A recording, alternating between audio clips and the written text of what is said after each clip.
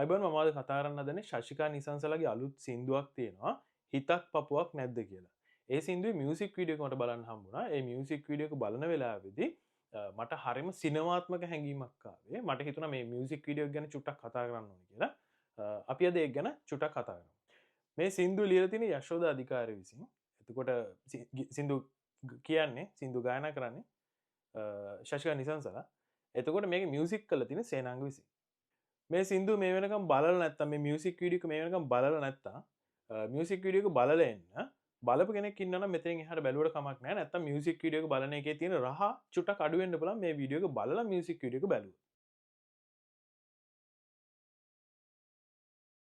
මේ කතාව පටන් ගන්නේ ආදරෙන් ඉන්න කෙල්ලෙක් සහ කොල්ලෙක්ගේ ආදර කතාවකින් කෙල්ල චුට්ටක් චාම් කෙල්ලෙක් එයා ඉතාමත් කල්පනා කරලා තමන්ගේ වියදම් කල්පනාකරණය කරගන්න කෙනෙක් වීඩියෝ එක තැනකදී පෙනෙනවා මේගොල්ලෝ ටිකක් පරණ වැලව පලන්තයකින් පැවතෙනවා වගේ කෙනෙක් නමුත් මේ වෙනකොට තරමක් දුප්පත් බවට පත් වෙලා තියෙන පවුල් පසුබිමක් තියෙන.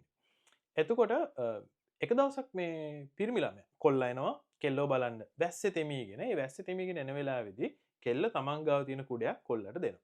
ඊට පස්සේ දවසකදී කෙල්ල පාරේ ඇවිදගෙන යනකොට ලොකු වැස්සක් ඇවිල්ලා ඒ වැස්සෙන් තෙමෙන එකෙන් බේරෙන්න යනවා වහලා තියෙන කඩපිලක පියස්සේ යටට.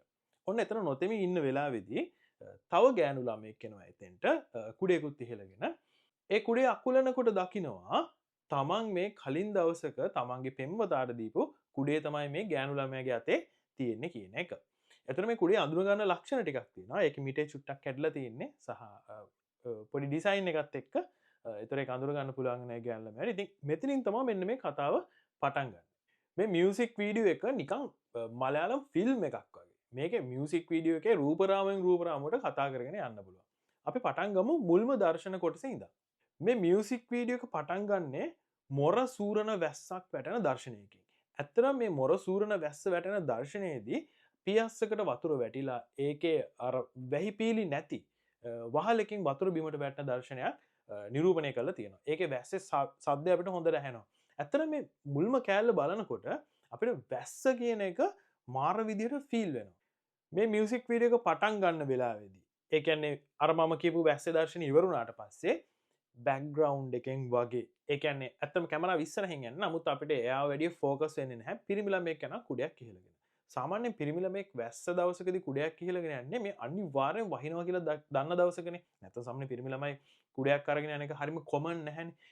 ඒ අතරේ ඒ ළමයා පිරිමි ළමයා වහුණත් එක්කම අපිට මේ කතාවේ ප්‍රධාන චරිතයක් වෙන මේ ගෑනු ළමයා ඒකට එන්ට වෙන කතාවට ඇතුළත් වෙන දර්ශනය අපිට දකින්න හම්බෙන්නේ මෙන්න මේ වෙලාවේදී.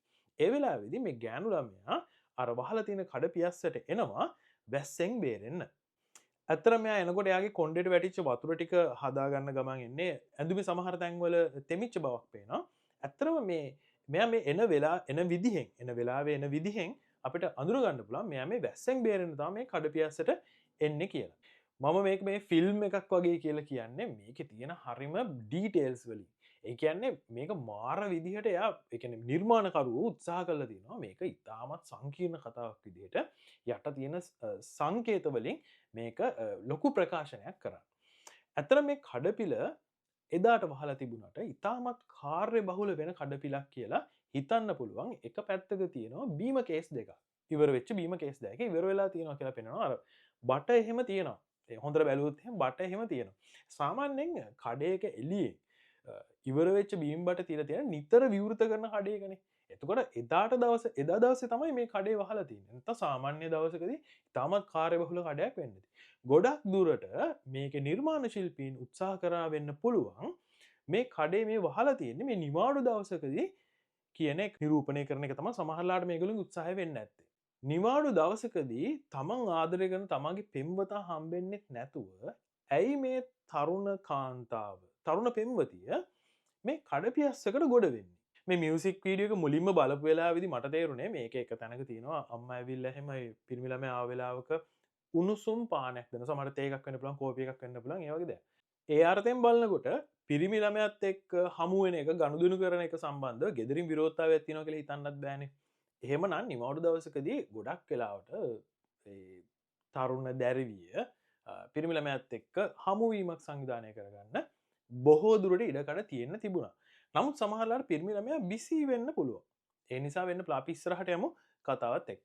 මේ වෙලාවේදී මේ තරුණ පෙම්වතියගේ ඇඳුම් ඊට පස්සේ එයා භාවිතා කරන ආභරණ වගේ දේවල් මේක ඇතුලේ මේ වීඩියෝ එක ඇතුලේ ඉතාමත් සියුම්ව පෙන්නනවා කැමරා කරන කැමරා කෝණ වලින්. එතකොට මම නිරීක්ෂණය වෙච්ච දෙයක් තමයි මේ පෙම්වතිය භාවිතා කරන ගොඩක් බඩු භාණ්ඩ එතකොට ගොඩක් කල් පාවිච්චි කරන්න පුළුවන් දේවල් සෙරප්පු දෙක ඊට පස්සේ විශේෂයෙන් බෑග් එක ඒ වගේ දේවල් ගොඩක් කල් පාවිච්චි කරන්න පුළුවන් දේවල් ලෙද දේවල් තමයි පාවිච්චි කරන්නේ. ඊට අමතරව ඒවා ටිකක් පරණ වෙච්ච ගතියක් මේ වීඩියෝ එක ඇතුලේදී නිරූපණය කරන්න උත්සාහ කරලා තියෙනවා. ඒ විතරක් නෙමෙයි මේ ආභරණ පවා මේ පෙම්වතිය මාලයක්වත් බෙල්ලේ දාගෙන නැහැ. හරිම සරල හරිම චාම් විදිහට ඉන්න කෙනෙක් විදිහට තමයි හිතන්න පුළුවන්. මට හිතුණා සමහරලාට ආර්ථික ප්‍රශ්න නිසා මෙයා සමහරලාට ගොඩක් කල්පනා කරලා වියදම් කරනවා වෙන්න පුළුවන්. ඒක වෙන්නේ නැති මේ නිරූපණය කිරීමෙන් බලාපොරොත්තු වෙන්නේ කියලා. සමහරලාට මෙයාගේ කරේ තිබුණු මාලය ආර්ථික ප්‍රශ්නයක් නිසා ආර්ථික හදිසි අවස්ථාවකදී සමහරලාට උගස් තිබ්බ වගේ එකක් වෙන්නත් පුළුවන්. නමුත් මේ පෙම්වතිය කිසිම වෙලාවක විලාසිතාවලට අකමැති කෙනෙක් කියලා හිතෙන්නේ නැහැ. මොකද හේතුව මෙයාට ගෙදර ඉන්න වෙලාවේදී පෙම්වතා හම්බෙන්න ආව වෙලාවකදී පොඩි ගිෆ්ට් එකක් දෙන එකට එහෙම මාර විදිහට මෙයා සතුටු වෙනවා. ඒකට ඊටමත් ආසා වෙච්ච බවක් ඒ මියුසික් වීඩියෝ එක ඇතුළේදී ඒ රංගන ශිල්පිනිය නිරූපණය කරන ඊටමත් දක්ෂ විදිහට. මියුසික් වීඩියෝ එක පටන්ගෙන 29 වෙනි තත්පරයේදී මේ පෙම්වතියගේ කකුලේ තියෙන මුද්දක් පෙන්වනවා. ඇත්තටම හින්දු සම්ප්‍රදාය අනුව විවාහ වෙච්ච හරි විවාහ වෙන්න ඉතාමත් ආසන්නයේ ඉන්න කෙනෙක් හරි තමා වෙනත් ස්වාමි පුරුෂයෙකුගේ හරි තමාගේ පෙම්වතා පිළිබඳව හරි සමාජයට අඟවන සංකේතයක් විදිහට කකුලේ මුදුවක් පළඳින සම්ප්‍රදායක් හින්දු සම්ප්‍රදාය ඇතුලේ තියෙනවා. මට හිතෙනවා මේ පෙම්වතිය තමාගේ පෙම්වතා පිළිබඳව ලෝකයට නිහඬව ප්‍රකාශ කරන්න මේ මුදුවක් පැළඳීම සිද්ධ කරන්න ඇති කියලා.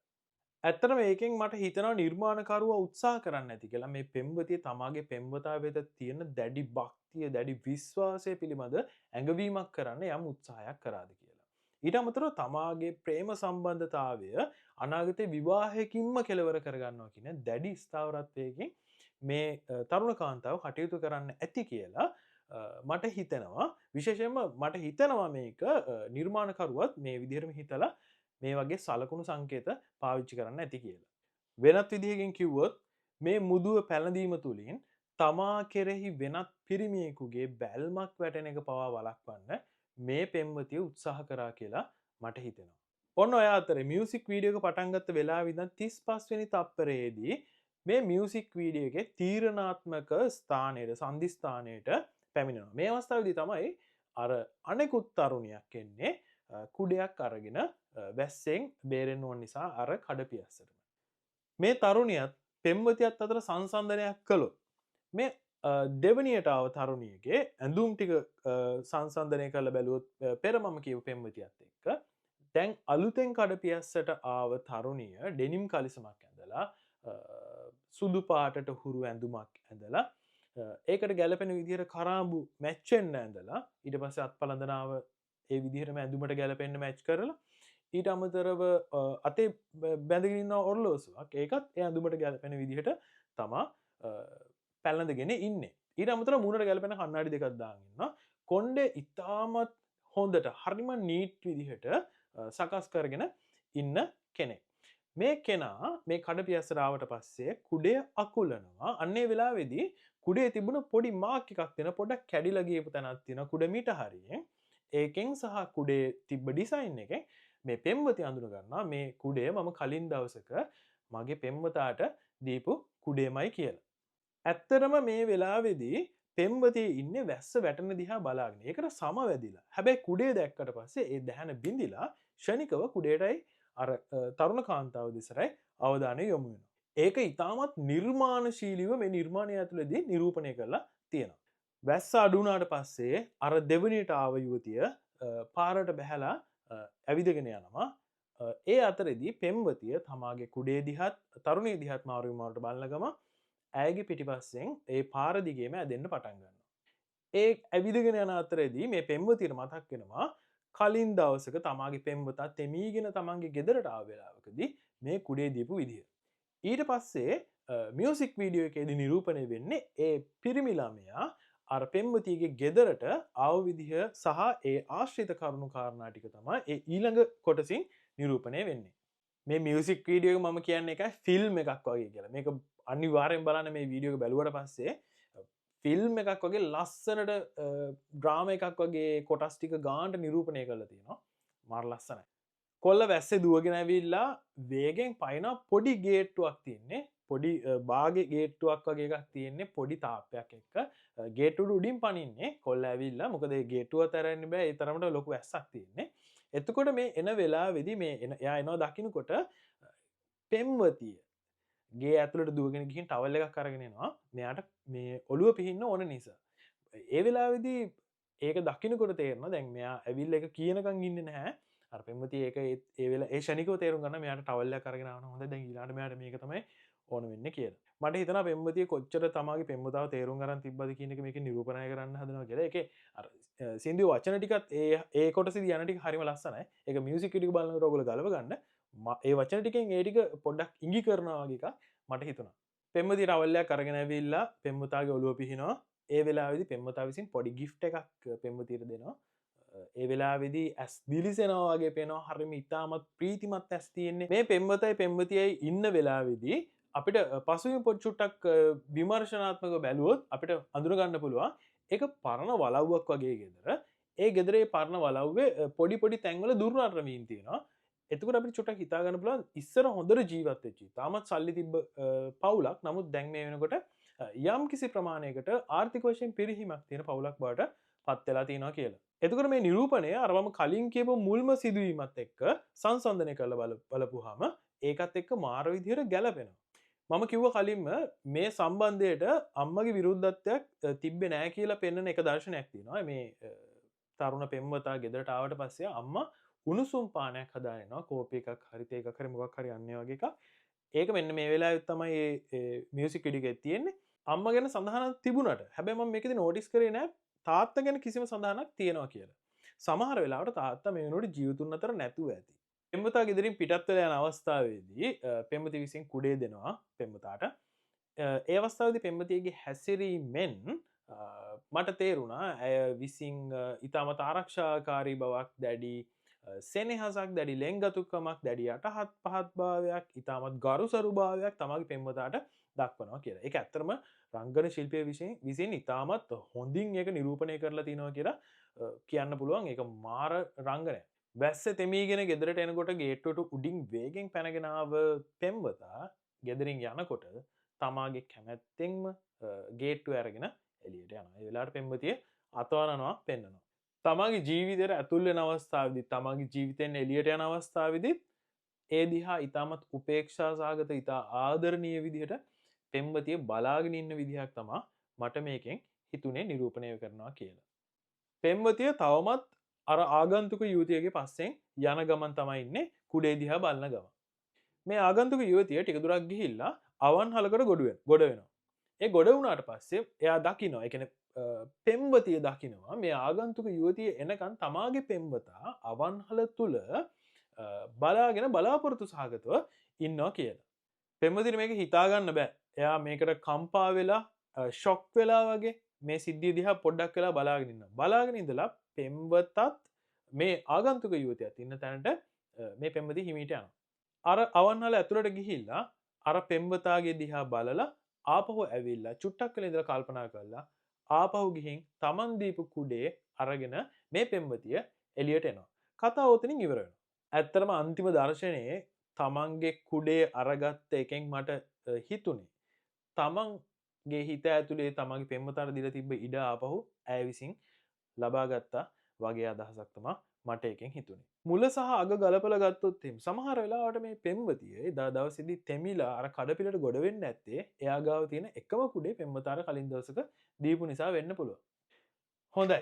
මේ මියුසික් වීඩියෝ එක ගැන මගේ කියවීම ඕක. ඇත්තටම මේ රූප රචනය පැය ගානක් කතා කරන්න පුළුවන් මාතෘකාවක්. මේක මාර ලස්සනට මාර සංකේත එක්ක පැහැදිලි කරලා තියෙන දෙයක්. මේක මම කලින් කිව්වා වගේ මේක ඇත්තට මලයාලම් චිත්‍රපටයක් බැලුවා වගේ විනාඩි 4යි තප්පර 30ක් තප්පර 50ක් විතර තියෙන්නේ. මේ කාලේ පුරාවට නිකන් හරියට පැය දෙකක දෙකමාරක ෆිල්ම් එකක් බැලුවා වගේ ෆීල් එකක් තමයි එන්නේ. කීප වතාවක් බලන්න පුළුවන් කිසිම කම්මැලිකමක් හිතෙන්නේ නැති වෙන්න. හොඳ අවධානයෙන් බලන්න පුළුවන්. මාර රූප රචනයක් කවුරුනත් මේක නිර්මාණය කරපු නිර්මාණකරුවෝ මාරම දක්ෂව වෙන්න ඕන. ඇත්තරම මාර නිර්මාණයක්.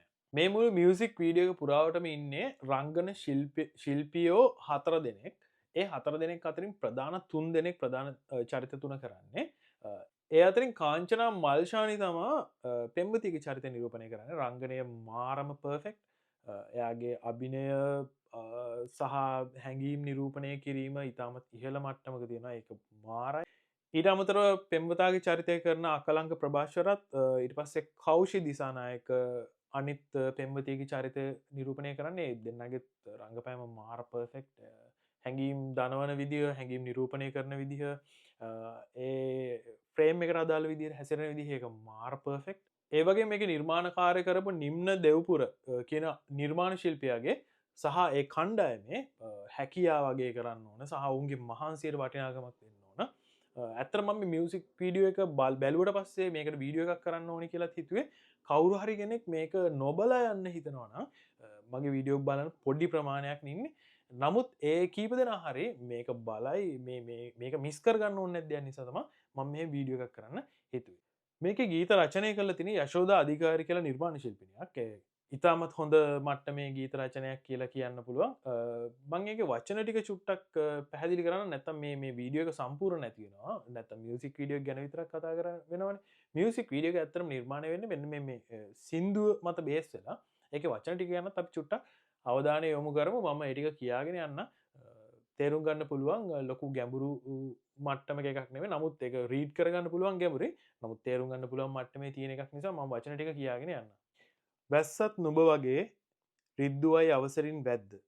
හිතම කුඩු පට්ටම් මගේ මම නැගුවේ නෑ සද්ද. නාඩ ඉන්නම් බලා ඉන්නම් නාඩ ඉන්නම් බලා ඉන්නම් එක දෙයක් මම අහන්නම්. අනේ උඹට හිතක් පපුවක් නැද්ද. නොදන්නා තව අයම කීයක් උඹේ හිත තුළ ඇද්ද. නොදන්නා තව අයම කීයක් මේ තමා පොඩි පාට්ටයක් යනවා එතන. මේ තමා ටක්කෙටම පෙම මට වගේ හිතිලම නැද්ද. උඹේ හිතේ මගේ ඉඩම ඇත්තේ හෙනම ඩොටයක හද්ද. උඹේ හිතේ මගේ ඉඩම දෙපාරක් යනවා. ඊට පස්සේ අයිති නෑ සින්නක් කරව මට අනේ හති දැන් ගෙවලම බද්ද. ඊට පස්සේ අන්තිම කෑලි චුට්ටක් වෙනස්. නාඩ ඉන්නම් බලා ඉන්නම් නාඩ ඉන්නම් බලා ඉන්නම් එක දෙයක් මම අහන්නම්. ඊට පස්සේ කියන නාඩ ඉන්නම් බලා ඉන්නම් එක දෙයක් මම කියන්නම්. පෙම් කරන්නම අයිති මොකටද අනේ රෙද්ද. ඒක ඇත්තටම මේ මම දැක්ක ඊට පස්සේ චුට්ටක් ඕක ගැන සර්ච් කරා. සමහර වචන පොඩ්ඩක් ඇහෙනවත් අඩුයි මියුසික් වීඩියෝ එක. මම චුට්ටක් ඒක සර්ච් කරලා බැලුවා. බලනකොට මේක ගීත රචනය කරපු රචිකාව දාපු පෝස්ට් එක තිබ්බා. අනේ අම්මගේ රෙද්ද කියලා. නමුත් මේ සින්දුව කියන වෙලාවේදී ඒ කොටස කියන්නේ නැහැ. ඒක චුට්ටක් අදිනවා වගේ වෙනවා. නමුත් ඒක දැක්කට පස්සේ මට මේ මියුසික් වීඩියෝ එක බලන හැම වෙලාවකදීම අර වචනේ ඔළුවට එනවා. මේ හරිම ලස්සනට ලියලා තියෙනවා. චුට්ටක් බලන්න මියුසික් වීඩියෝ එක බලනවා විතරක් නෙමෙයි මේ මියුසික් වීඩියෝ එක කියවන්නත් පුළුවන් මියුසික් වීඩියෝ එක. ඕක තමයි මේ මියුසික් වීඩියෝ ගැන මගේ කියවීම. ඉතින් මියුසික් වීඩියෝ එක බලපු කෙනෙක් ඉන්නවා නම් එයා ආපහු බලන්න කියලා ඉල්ලනවා. මේ වීඩියෝ එක මියුසික් වීඩියෝ එක නොබල බලපු කෙනෙක් ඉන්නවා නම් ආපහු ගිහිල්ලා මේ මියුසික් වීඩියෝ එක බලන්න කියලා ඉල්ලනවා. සින්දුව අහන ගම වචන ටිකත් එක්කම සින්දුව අහන්න මියුසික් වීඩියෝ එක බලන්න. එතකොට වෙනම කියවීමක් ඔළුවට යයි. මම ආයෙත් කියනවා විනාඩි 4යි තප්පර 50ක මලයාලම් ෆිල්ම් එකක් බැලුවා වගේ ෆීල් එකක් තමයි එන්නේ. මරු කොහොමනත් නිර්මාණකරුවන්ට කියන්න තියෙන්නේ සුපිරි වැඩක්. ඉස්සරහටත් ඔය වැඩ කරන්න අපි බලන්න කැමති මට්ටමේ මියුසික් වීඩියෝ ෆිල්ම් හැදෙනවට අපි මාර කැමති. බොහොම ස්තුතියි.